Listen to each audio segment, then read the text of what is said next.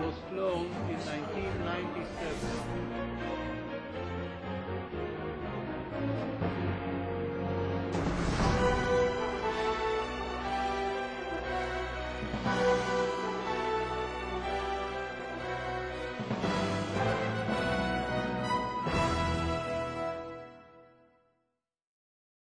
Good evening to all of you from Jerusalem. It is a pleasure to be with you this evening, and a special honor to be a guest of EJSN on the Euroshiur tonight. I would like to start with a description of what we are going to do tonight. I'm going to speak about the basic principles that Halacha is applying to dealing with competition. Competition is the most powerful force governing market operations. As such, it attracts a lot of attention both by economists and legal scholars. However, economists take a look at competition from a theoretical standpoint, whereas legal scholars are more practical in their orientation. To stress the difference between a theoretical view of competition and the empirical view of competition, let me tell you a little story. A small grocery store owner used to make living out of his business for many years. And then one morning he comes to his business and to his dismay sees that to his right, a big supermarket chain is opening a new branch. They are building a new building and they'll have their branch operating within a few months. He speaks to his wife and says to her, listen, we are going broke. The supermarket chain will just clear it out of the market. And she says, don't worry, trust God, everything will be okay. So he starts to find out how to react to the big chain, and obviously he sees that it's impossible for him because he has just a small business. Anyway, a few weeks later, he sees that to his left-hand side, another chain is putting together its own competitive branch. And then he says to his wife, now we are going to be broke totally. We have two branches in our side, and they are going to clear us out of business. And she says, don't worry. When both branches open, she takes a big sign, puts it in front of her store, and with a big arrow pointing downwards, it says main entrance. So you can compete with, even with strong forces, if you are smart enough. However, Halacha, Jewish law, looks at competition very formally, and we'll try to outline tonight the way that Halacha deals with competition, the restrictions that Halacha puts on competition, and under what conditions these restrictions are being put. Let me perhaps start with a brief introduction regarding the way of the halachic sources that we are going to use tonight. Actually, halacha is constructed of four main types of literature. The first one is the Talmud. The Talmud is consisted of Mishnah and Gemara. The Mishnah is written in very short paragraphs, resembling very much a formal code of law. On top of the Mishnah, the Gemara discusses Mishnah passages, expands on them, and reaches conclusions with regard to conflicting opinions that might appear in the Mishnah. This is one type of literature that we are going to use tonight. Second type is commentaries that write on the Talmud, their own commentaries, try to explain and expand their own views on the Talmudic passages. Third type is formal codes, which have been written in Jewish history since the 12th century on. The first one was published by Maimonides, Rambam.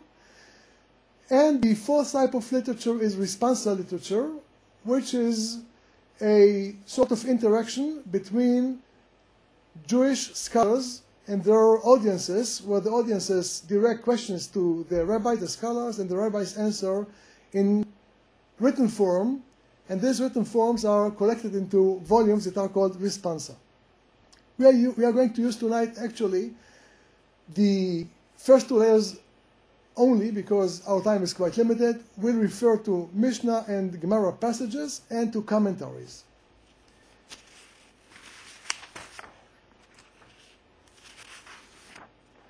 Let us start with a focused Mishnaic passage.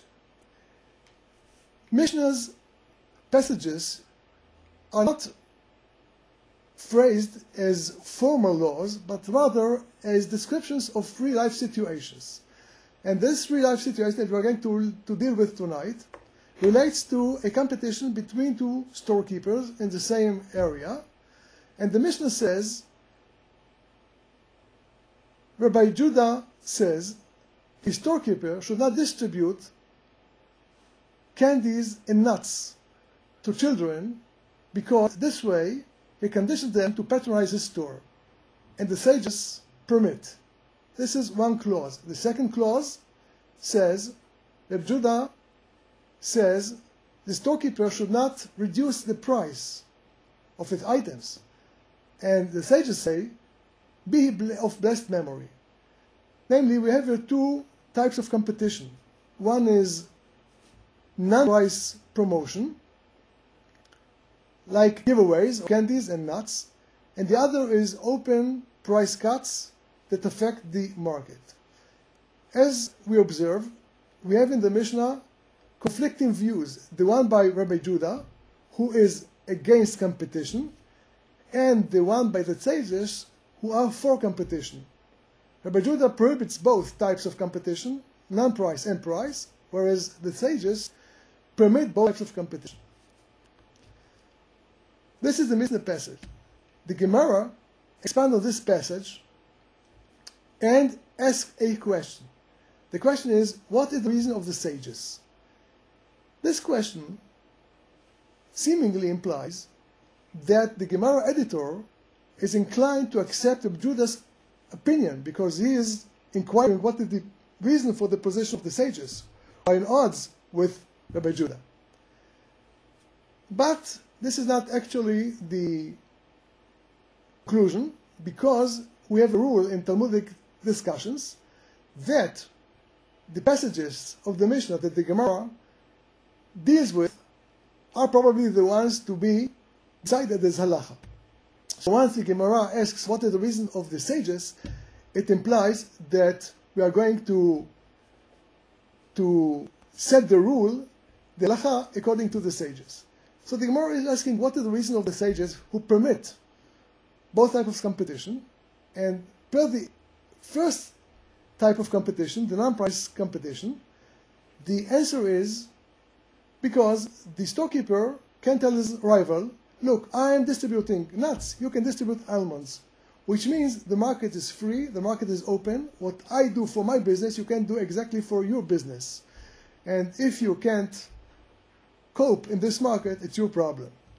So this is an economic answer, which says every competitor is trying to do his best in the marketplace. Then the Gemara turns to the second passage of the sages, who not only permit price competition, but say the one who is reducing prices should be of blessed memory.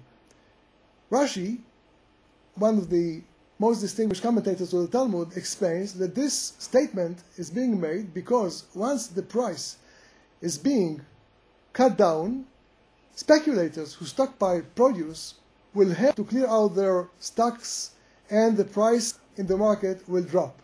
And that's the reason why the sages allow price competition.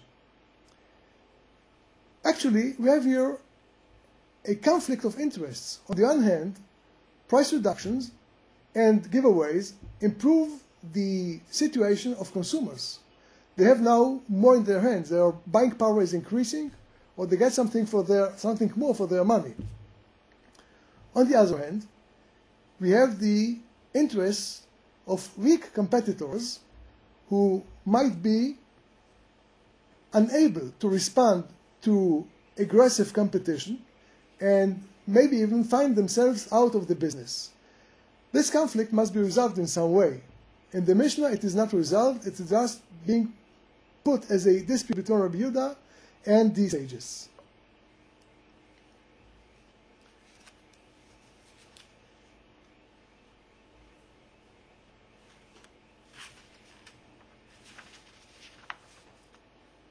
Another source, which is also mentioned in the Gemara, is relating to a different situation, a situation which has different competitive features. In this situation, we relate to a marketplace in which a mill owner offers grinding services. He grinds grains for the population in the area. In this second story, we have a mill owner who positioned his mill in some neighborhood, more specifically in some alley in the neighborhood, and he then discovers that a rival competitor comes in and is doing the same business. Referring to this type of situation, Rabbi Huna says in the third part of Torts of the Talmudic discussion, he says that this type of competition is prohibited. What is the reason? The first competitor says to the incoming competitor, look, you are cutting off my livelihood. I cannot make living this way. And because of this argument, Rabbi Huna says that competition in this situation should be constrained. Following this statement, the Gemara refers to three situations which are quite similar to that of the mill grinders competition.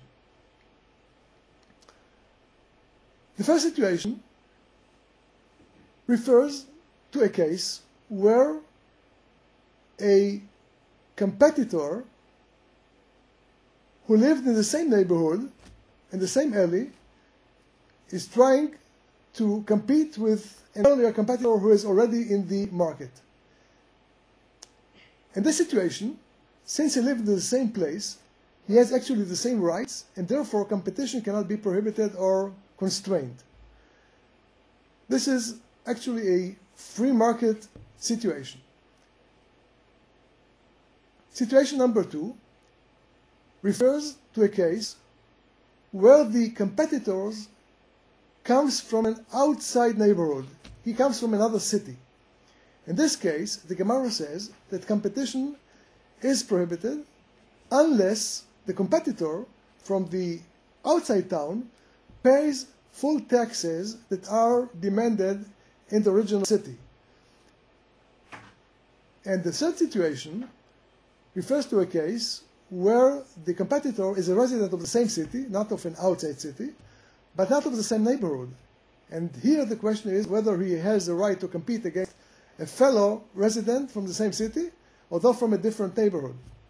And this question in the Gemara discussion remains open. There is no answer in the Gemara per se for this question.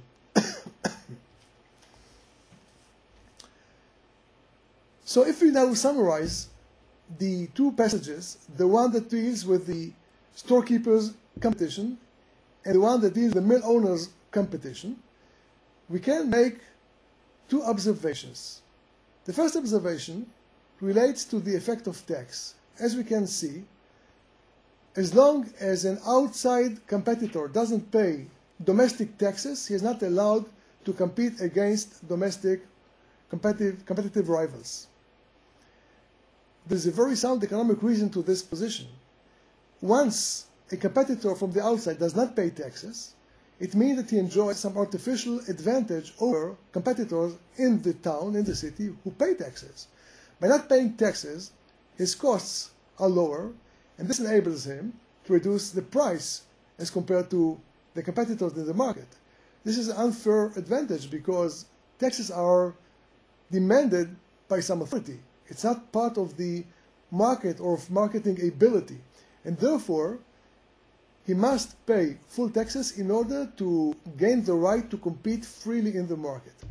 Second observation relates to the difference between the type of competition practiced in the first example of the storekeepers and the second situation, that of the owner's competition.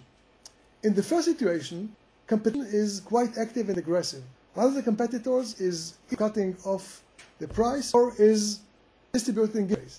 In the second type of competition, we note the competitor is not doing anything, he just enters the market. His presence in the market has some effects, but he doesn't pursue active, aggressive competition. Following these observations, let's now summarize the arguments that the Gemara is putting forth in trying to explain different positions against and for competition. Actually, we have three arguments. Argument number one is, if I distribute nuts, you can distribute almonds as giveaways.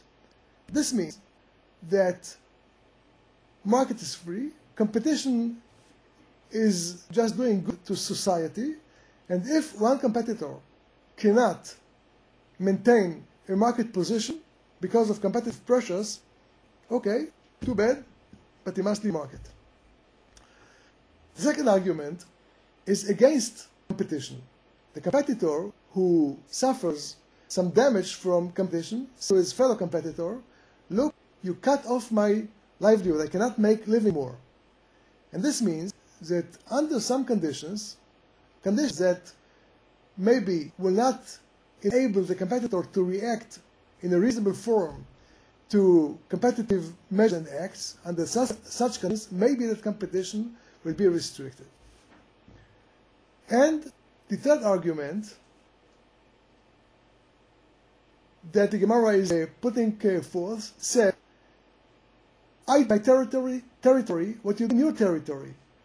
What I can do, my own territory, you can do in your own territory. Which means, the safer, what I can do, you can do, market is open. We have actually three arguments in the Gemara. Two are for competition, one is against competition, and evidently, we have here a conflict between interests of consumers and interests of weak manufacturers who try to remain in the market and not being kicked out of it. Is this conflict reconcilable? Can we reconcile the different positions?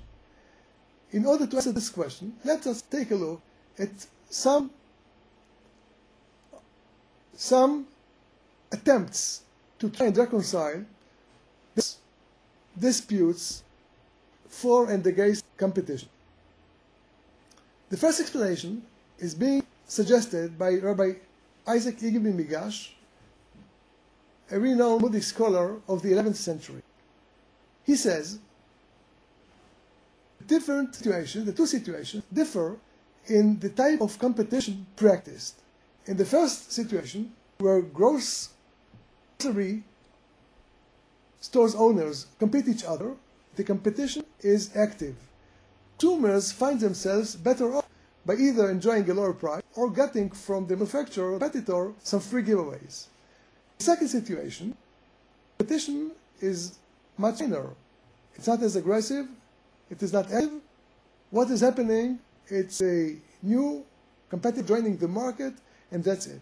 So, based on this distinction, as long as consumers enjoy competition and their utility is increasing, there's no way that a weak competitor will be able to prevent consumers from this improvement in their position, which means that as long as consumers get some sort of competition cannot be restricted or restrained. Nahmanides, who is also a very prominent Talmud scholar of the 13th century, rejects Ibn Migash's distinction. And what he said remarkably reminds us of modern economic analysis. He says, as long as a new competitor joins the market, price must drop. It's impossible that the new competitor will enter the market and price will remain, not change. It will be as it is. Which means that this distinction between active competition, like distribution of giveaway or open price cuts, and on the other hand, tacit price drops due the incoming of a competitor, this distinction is not valid. And therefore, Nachmanides rejects the suggestion of Rabbi Isaac Ibn Migash, and the result, in the 14th century, Rabbi Yosef Ibn Habiba suggests a different distinction. And what he says is that we have to distinguish between the depth of competition. As competition gets deeper, consumers enjoy more benefits from competition, and under these conditions, there is no reason and no justification for restraining competition. On the other hand, when competitors practice just small price reductions, then the contribution to consumers is quite negligible, and under these conditions, we are going to protect weak competitors, weak manufacturers, whose ability to make livelihood is quite limited. So if we summarize the two approaches, we discover a conflict between a tendency to protect consumers on the one hand and a clear tendency to protect weak competitors on the other hand.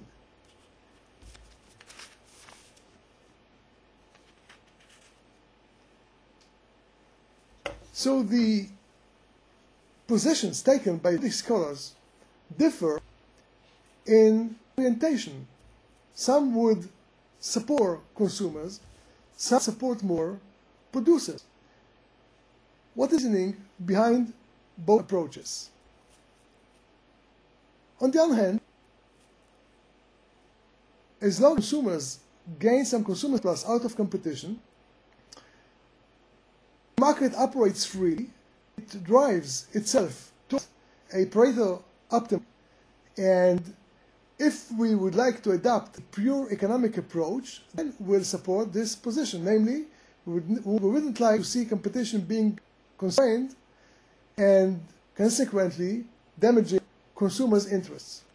But on the other hand, if we took a more social view of the overall picture, then we discover that letting down weak manufacturers or weak suppliers can damage society in a severe form.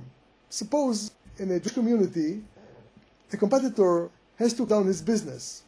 This means that the community has to take care of the family in order to avoid more damages to society. And this is a big difference between the pure theoretical economical and the Jewish perspective of competition.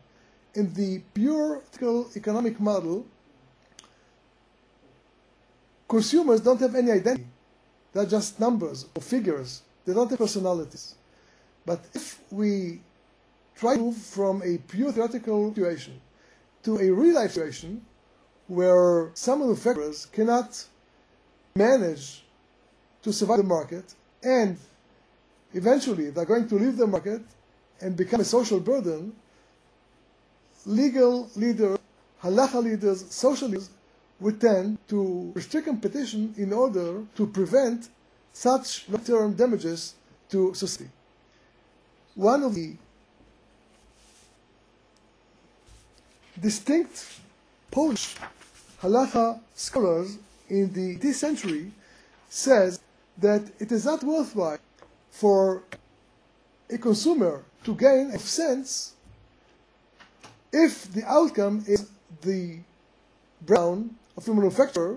For him, a couple of cents might be the difference between profit and loss. As a concluding remark, let me make another point that relates to the specific conditions under which Jewish communities operated and their economies worked. We must recall that Jews never had their own country or their own economic system. They always operated under other economic systems. And this means that when a Jewish competitor is reducing prices, and the result is that consumers gain some consumer surplus, some of those consumers are not necessarily Jews. And this means that Jewish competitors will suffer, and the benefit will go to non-Jewish consumers. Under those conditions, obviously, the tendency would be to restrict competition, even at the expense of losing the economically supported free market. Thank you.